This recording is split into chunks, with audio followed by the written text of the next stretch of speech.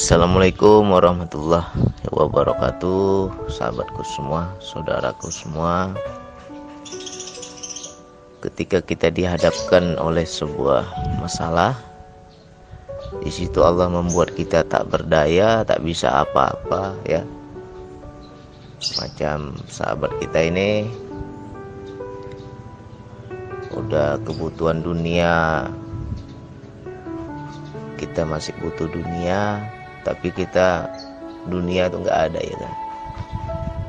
Butuh untuk bayar utang, tapi uangnya nggak ada. Macam mana cara sikap kita?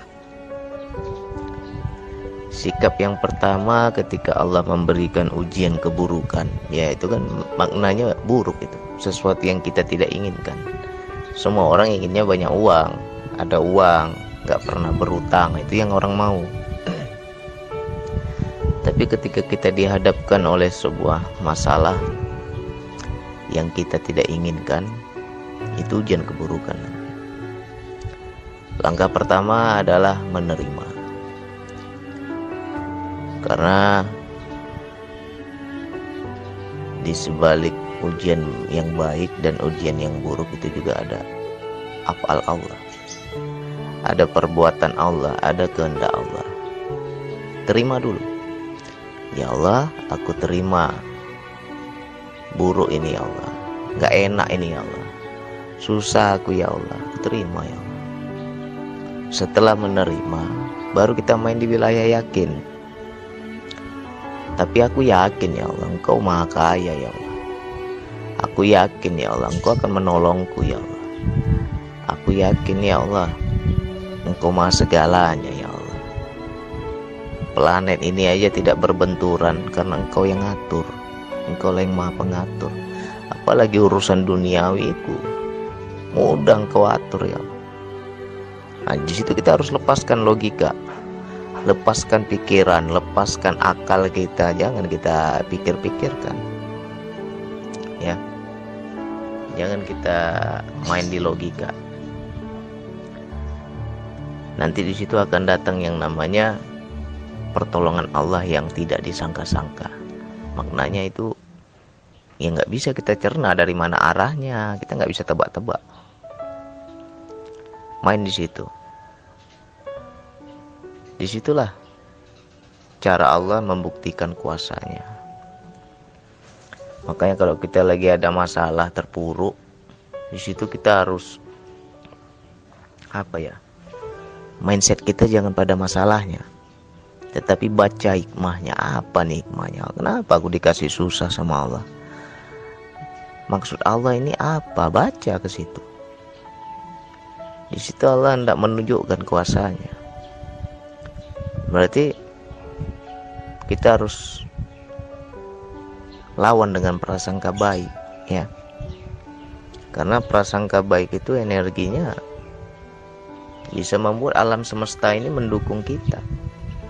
Kalau kita prasangka baik, alam semesta ini akan mendukung. Alam semesta ini akan merespon. Nah, jadi di situ macam mana kita mau kenal Allah itu maha kuasa kalau kita belum dibuat tak berdaya dulu. Jadi dibuat dulu tak berdaya, baru nanti Allah menunjukkan kuasanya, baru kita bisa melihat, baru kita bisa mengenal. Benar ya, aku hanya diam, aku hanya berserah ke Allah, tapi masalahku selesai. Aku nggak banyak usaha, tapi kok jalan keluarnya ada. Itu apabila kita sudah hafal. Makanya bagi orang yang sudah hafal enak, dikasih masalah sedikit Allah langsung dia langsung ngomong, asik nih, aku pasti dapat ilmu baru nih. Allah mau ngasih ilmu baru apa lagi nih? Dia larinya ke situ, mindsetnya ke situ. Jadi dia nggak melihat masalahnya, justru dia melihat Allah sedang mengajarkan apa, ilmu apa lagi yang Allah hendak berikan dengan kejadian ini. Nah, jadi di situ. Jadi macam mana bang biar kita bisa bersabar, bisa berbesar hati, bisa berprasangka baik? Ya coba ingatlah masa lalu. Kalau saat ini kita sedang kesusahan, kesulitan, ingat masa lalu. Apa salah kita, apa dosa kita. Ya bisa jadi itu penembus dosa, bisa jadi itu istilahnya ya dicuci kita oleh Allah. Aku tidak mensucikanmu, aku tidak membersihkanmu. Dicuci kita. Masuk laundry dulu lah kata Allah kan, biar bersih sedikit hatimu itu, biar bersih sedikit kemelekatan duniawi itu. Dikasihlah kita masalah. Udah dikasih masalah, merengek kita, ya Allah nggak sanggup aku ya Allah, ya Allah capek aku ya Allah, ya Allah udah usaha sana sini nggak ada juga jalan keluar ya Allah. Di situ baru kita kenal itu yang namanya Allah. Di situ baru kita ada rasa butuh kepada Allah. Ya mungkin selama ini nggak pernah butuh. Aku bisa sendiri kok. Pagi siang malam kita usaha terus. Kita kerja terus, kita anggap kalau kita kaya, kalau kita menghasilkan, kalau kita hidup senang ya kita menganggap ini karena usahaku. Tapi nggak bisa kita baca di sebalik semua itu siapa yang berikan, ya. Ya mungkin ada sedikit ego, ada sedikit kesombongan yang kita nggak pernah merasakan kehadiran Allah di situ. Oh, engkau yang merasa bisa ya? Tak kau lihat aku yang membisakanmu, kata Allah. Dibuatlah kita. Digoncanglah hidup kita. Baru di situ kita mengakui, benar ya Allah, aku nggak mampu ya Allah. Benar ya Allah, aku nggak bisa apa-apa ya Allah. Semua ini engkau yang bisakan. Ya. Baru kita di situ ada rasa butuh kepada Allah. Aku butuh ya Allah pertolonganmu ya Allah. Selama ini aku bisa sendiri, gak pernah aku rasakan aku butuh engkau. Ya, ingat-ingat ke situ masa lalu itu pasti ada.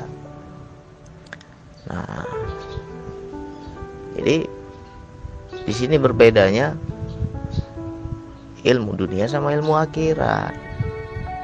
Kalau ilmu dunia kita sekolah, guru kita itu kasih pelajaran dulu, kasih ilmu dulu.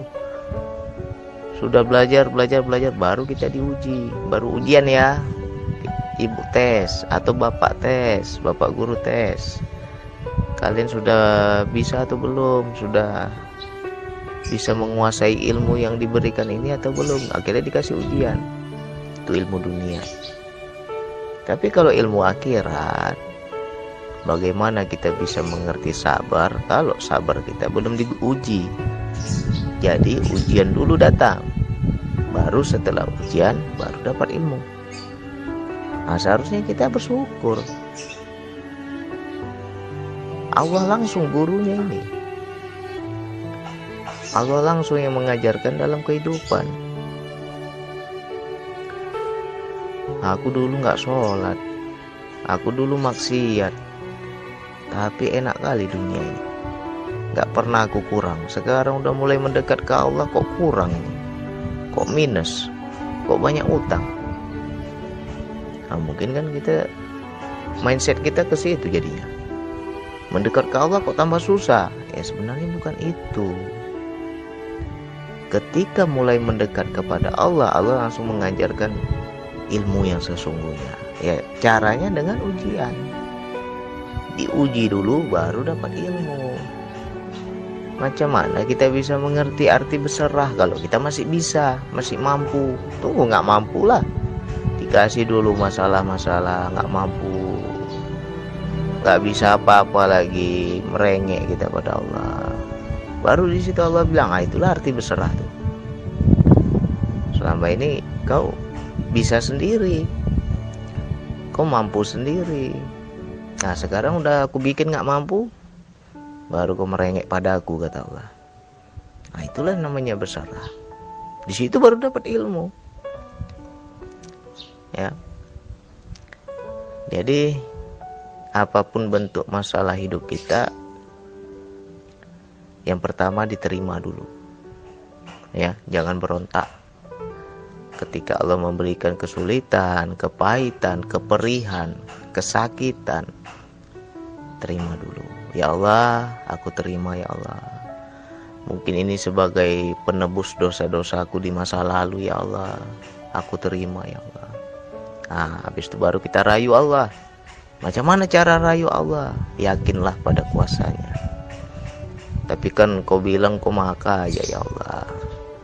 Masa sih aku susah? Masa sih aku mendekat kepadamu, engkau gak tolong aku? Padahal yang aku dekati yang maha kaya, yang maha kuasa, yang maha segalanya. Jangan lagi lihat makhluk. Kalau lihat makhluk sakit kepala kita. Nah, lihat Allah, biar Allah yang mengatur makhluk-makhluknya. Aku yakin ya Allah, engkau maha mengatur ya Allah. Mungkin urusanku begini-begini, engkau lah yang ngatur ya Allah. Aku serahkan padamu ya Allah. Planet aja bisa gak berbenturan, siapa yang ngatur? Engkau ya Allah. Masa urusan hidupku kecil lah itu bagi Allah ya. Nah, jadi yang pertama menerima dulu, ridho dulu.